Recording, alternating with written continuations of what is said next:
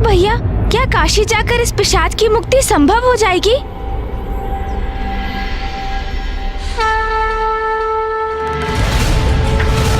महादेव ने अपने रुद्राक्ष से एक पावन नगरी का निर्माण किया जिसका नाम है काशी।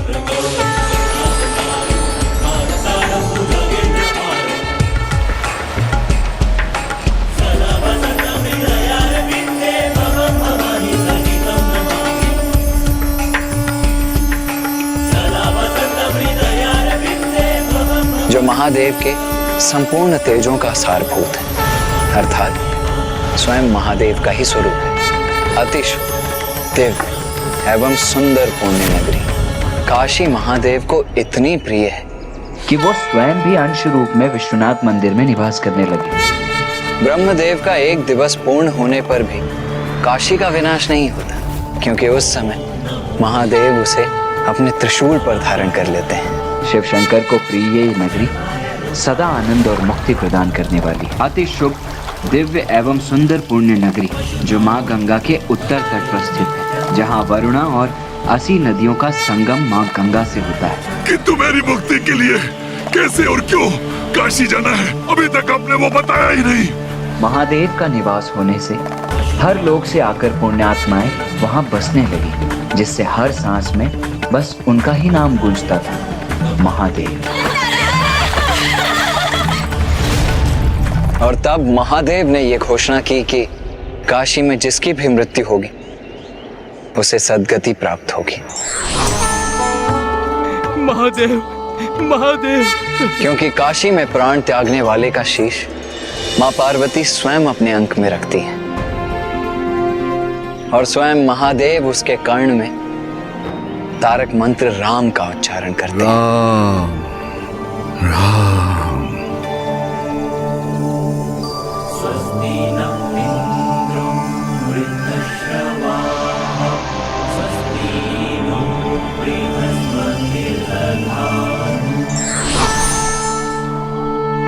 किंतु भैया, तारक मंत्र राम है, वो तो भविष्य में नारायण के अवतार का नाम है ना भैया?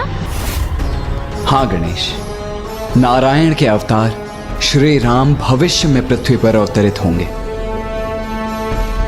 किंतु उनके नाम की महिमा तो उनके जन्म के पूर्व से ही प्रतिष्ठित है। राम शब्द में नारायण के नाम से र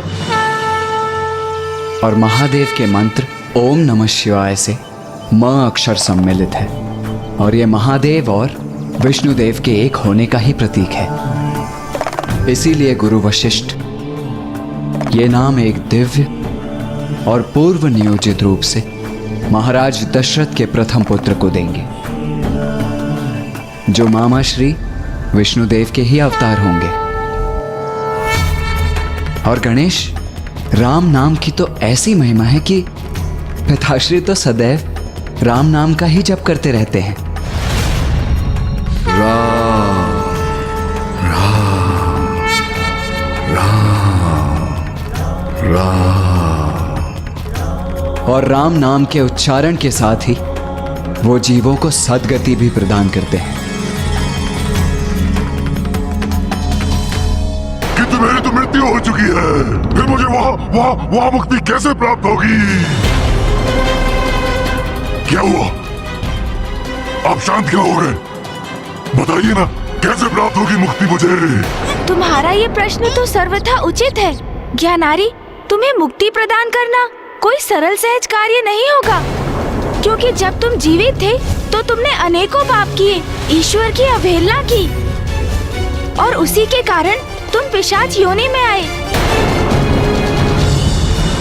किंतु काशी एक दिव्य और पावन स्थली है, और मुझे विश्वास है एक बार हम वहाँ पहुँच गए तो तुम्हें मुक्ति प्रदान करने का भी कोई ना कोई मार्ग अवश्य निकल आएगा।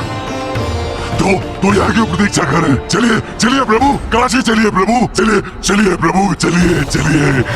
वहाँ चलिए, मेरी मुक्ति का कोई मार्ग ढूंढिए प्रभु, चलिए। चलेंगे, अवश्य चलेंगे ज्ञानारी, किंतु उसके पूर्व मुझे और भैया को माँ और पिताश्री से इसकी अनुमति लेनी होगी।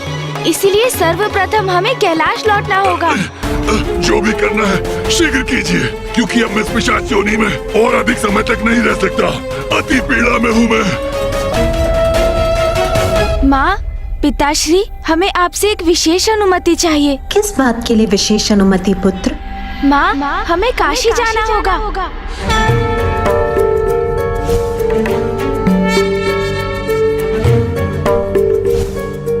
काशी? हाँ माँ, किंतु क्या हुआ? आप इतनी विचलित क्यों हो गई माँ? जैसे किसी स्मृति में खो गई हो। नहीं पुत्र, कुछ नहीं। ये मैंने क्या सुना? गणेश के मुख से काशी का नाम? काशी का नाम सुनते ही तुम्हारे पिताश्री तो अति आनंदित हो उठते हैं। किंतु पुत्र कार्तिकेय, पुत्र गणेश, तुम दोनों को काशी जाने की क्या आवश्यकता है? एक पिशाच को मुक्ति दिलाने के लिए उचित कह रहा हूं ना पुत्रों? जी पिताश्री। उचित है। वैसे भी सावन माह में तुम्हारे पिताश्री के सभी भक्त मान सरोवर से पवित्र जल एक पात्र में एकत्रित कर उसे कांवड़ में स्थित करते हैं और फिर उसे काशी विश्वनाथ मंदिर में प्रभु को समर्पित करते हैं। इससे उनके सारे मनोरथ पूर्ण हो जाते हैं। इसीलिए ये तो काशी जाने का सर्वश्रेष्ठ समय है पुत्रों। जाओ पुत्रों, अपना दायित्व निभाओ। प्रणाम पिताश्री। प्रणाम माँ। किंतु नाथ, मैं ये समझने में असमर्थ हूँ कि पुत्र गणेश और कार्तिकेय एक पिशाच की मुक्ति के लिए काशी क्यों जा रहे हैं?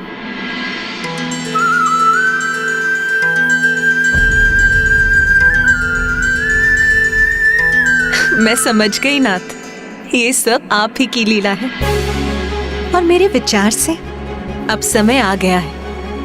काशी में स्थित मेरे अंश को वर्षों बीत गए हैं और अब आप उसका वियोग सह नहीं पा रहे हैं। हाँ उमा, आप अपने अंश के रूप में काशी में स्थित हैं और मैं आपके अंश से वंचित रहकर अपूर्ण रहने पर बाध्य हूं। काशी, मेरी सुंदर काशी नगरी, जहां मेरी उमा का अंश मेरी प्रतीक्षा में है। मेरी काशी, जिसका परित्याग करने पर मैं विवश हो गया राजा दिवोदास के कारण। महादेव, काशी में एक ही राजा हो सकता है। अब वो आप हैं अथवा मैं। इसका निर्णय आपको लेना है। यदि मुझे यहाँ राज्य करना है तो आपको यहाँ से प्रस्थान करना होगा।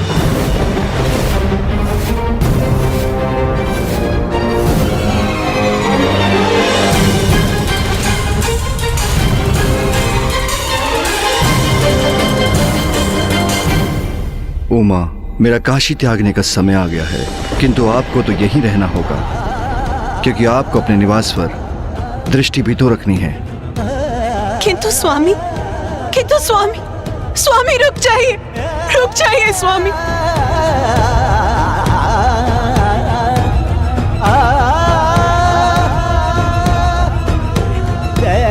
स्वामी तो मुझे छोड़कर प्रस्थान भी कर गए।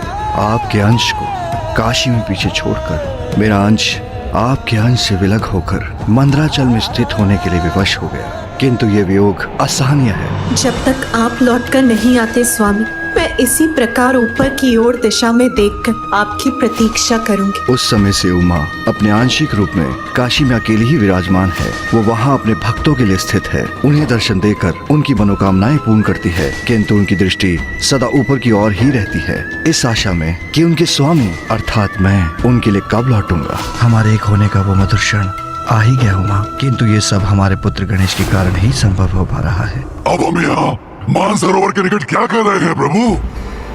काशी के लिए अपनी यात्रा प्रारंभ क्यों नहीं कर रहे हैं? मेरे प्रभु और कुमार कार्तिकेय आप पर कृपा कर आपकी सहायता करने के लिए तैयार हो गए, और आप तब भी उन पर अपनी इच्छा लाद कर उन्हें शीघ्रता करने के लिए कह रहे हैं। मूषक जी, ज्ञानारी का पिशाच अति अप्रसन्न है। वो शीघ्र मोक्ष प्राप्त करना चाहता है, इसीलिए वो इतना अधीर हो रहा है। आप समझने का प्रयास कीजिए मूषक जी। जिस स्थिति में वो है वो अत्यंत कष्टदायक अवस्था है। उचित है प्रभु। किंतु ज्ञानारी, आपको थोड़ा धीरज रखना होगा, क्योंकि काशी यात्रा आरंभ करने के पूर्व कुछ विधि विधान का पूर्ण होना अनिवार्य है। सर्वप्रथम हम मान सरोवर से पावन जल लेंगे, फिर उस जल को कावड़ में स्थित कर शिव भजन गाते हुए काशी की ओर प्रस्थान करेंगे। हमें आपके पुत्र सुबोध को भी वहां बुलाना होगा।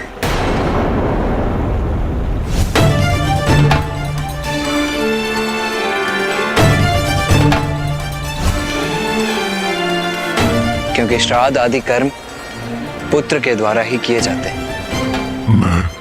मैं अपने पुत्र सुबोध से भेंट करूंगा। सुबोध। हाँ ज्ञानारी जी, और मैंने एक गण के माध्यम से सुबोध को संदेश भिजवा दिया है। वत्स सुबोध काशी में ही हमसे भेंट करेगा। हम तो यही खड़े खड़े ये वार्तालाप कर रहे हैं। मैंने आपकी तब भी प्रतीक्षा की थी जब आप काशी जाने की अनुमति लेने गए थे, किंतु अब ये विधि विधान आरंभ होने की प्रतीक्षा कर रहा हूँ। अब अधिक प्रतीक्षा करना संभव नहीं है। चलिए शीघ्र यात्रा आरंभ करते हैं। चलिए। आओ गणेश, हम भी अपनी यात्रा आरंभ करते हैं। हर हर महादेव। हर हर महादेव। महादेव। हर हर महादेव। हर हर महादेव।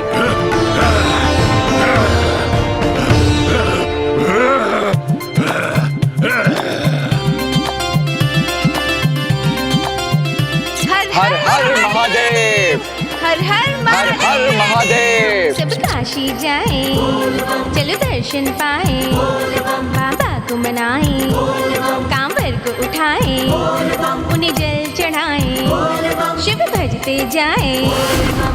बोलो हर हर महादेव।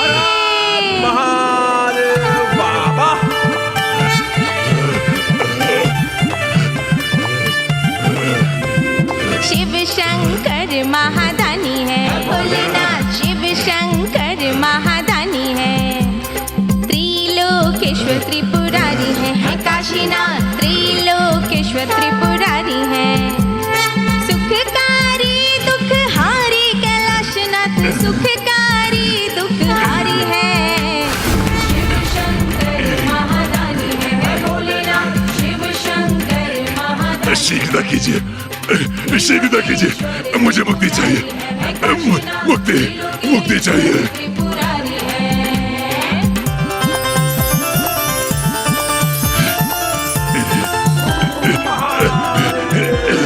राह कठिन सरल हो जाए, सच्चे हृदय से पग जो बढ़ाए।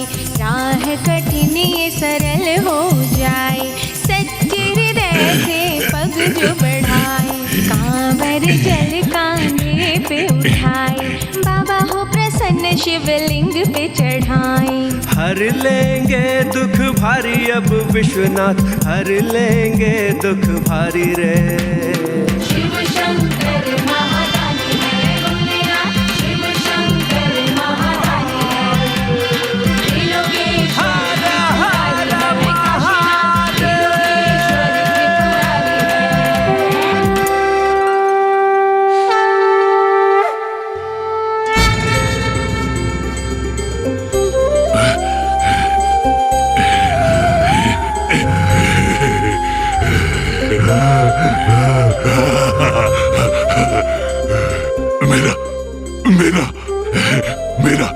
मेरा पुत्र सुबोध। सुबोध मेरे पुत्र, मैं तुम्हें अपने वक्ष से लगाना चाहता हूँ पुत्र, आलिंगन करना चाहता हूँ तुम्हारा मेरे पुत्र। किंतु मैं तो पिशाच योनि में हूँ, किंतु ये संभव नहीं पुत्र।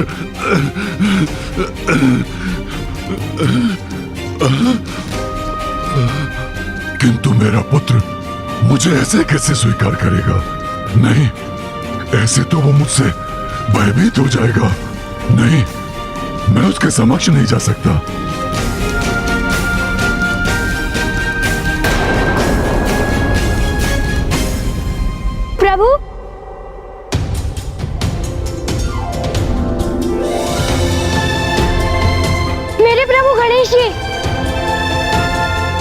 कल्याण हो सुबोध। प्रणाम गुरुदेव। आयुष्मान भव पुत्र।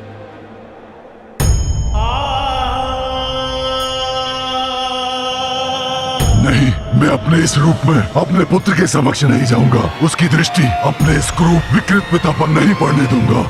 प्रभु, आपका ये संदेश पाकर मैं अत्यंत प्रसन्न हुआ। बताइए, आपका इस अनन्य भक्त के लिए क्या आदेश है? वत्स सुबोध, तुम्हें एक अत्यंत महत्वपूर्ण कार्य करना है। एक ऐसा कार्य जो एक पुत्र को अपने पिता के लिए करना ही होता है। पिता के लिए एक आवश्यक कार्य? किंतु प्रभु, मेरे पिताश्री तो जीवित नहीं है। उनका वध तो स्वयं आप ही ने किया था। हाँ वत्स सुबोध, तुम्हारे पिता का वध तो मेरे ही हाथों हुआ था, किंतु मृत्यु के पश्चात उनका श्राद्ध और पिंडदान ना होने के कारण उनकी आत्मा पिशाच योनि में चली गई है, जिससे उन्हें मुक्त कराने के लिए उनका श्राद्ध करना होगा तुम्हें। क्या मेरे पिताश्री पिशाच योनि में हैं? उन्हें अब तक मुक्ति प्राप्त नहीं हुई, किंतु कहाँ है वो? कहाँ है मेरे पिताश्री प्रभु? कहाँ है वो?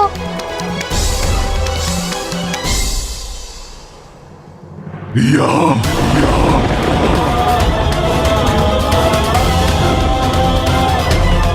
पिताश्री? नहीं, नहीं, नहीं पुत्र, नहीं, नहीं, नहीं।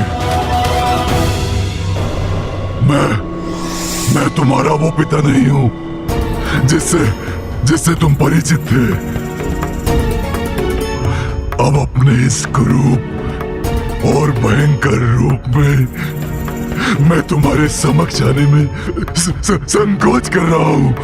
कहीं तुम मेरा ये रूप देखकर भयभीत न हो जाओ। पिताश्री, एक पिता से पुत्र कदापि भयभीत नहीं हो सकता है।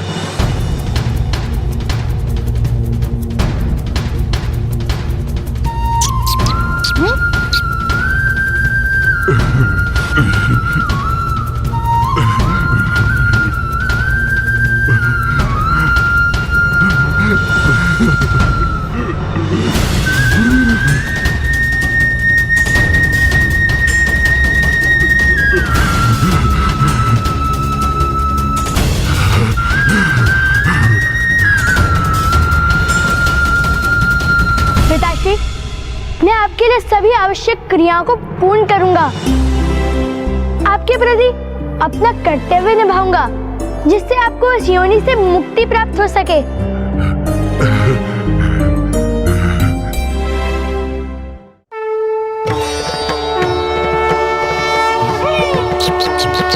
हर हर महादेव, हर हर महादेव।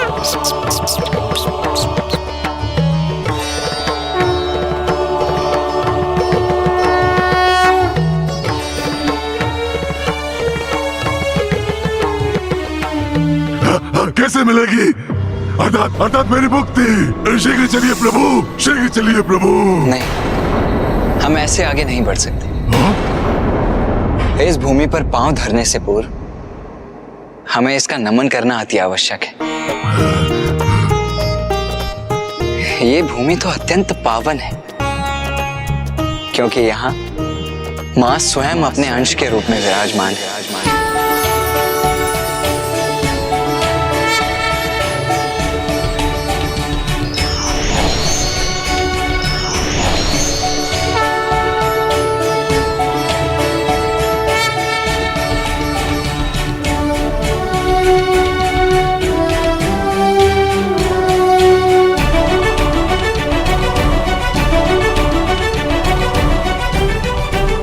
जो पृथ्वी पर स्थित होकर भी पृथ्वी से संबद्ध नहीं है, जिसने मृत्यु लोक जैसे निम्न लोक में स्थित होकर भी स्वयं को स्वर्ग से भी उच्च पद पर स्थापित किया है, जो भौतिक माया में रहकर भी मोक्ष प्रदान करने वाली है, जहां आकर मृत आत्माएं तक निर्मल हो जाती हैं, और तीनों लोकों को पवित्र करने वाली मां गंगा जिसे स्वयं सुशोभित करती है। त्रिपुरारी महादेव की राजधानी, जिसका नित्य नमन देवता भी करते हैं। हे काशी नगरी, हम भी आपका नमन करते हैं।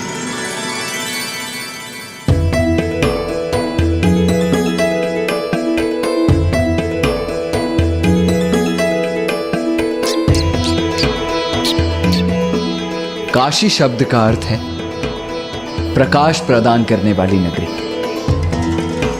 जहां आकर संसार का मोह ही मिट जाता है, अहंकार मिट जाता है और ये गूढ़ ज्ञान प्राप्त होता है कि जीवन की सार्थकता तो मात्र सत्कर्म करने और ईश्वर से जुड़ने में है। आइए अब हम इस पावन नगरी में प्रवेश करें।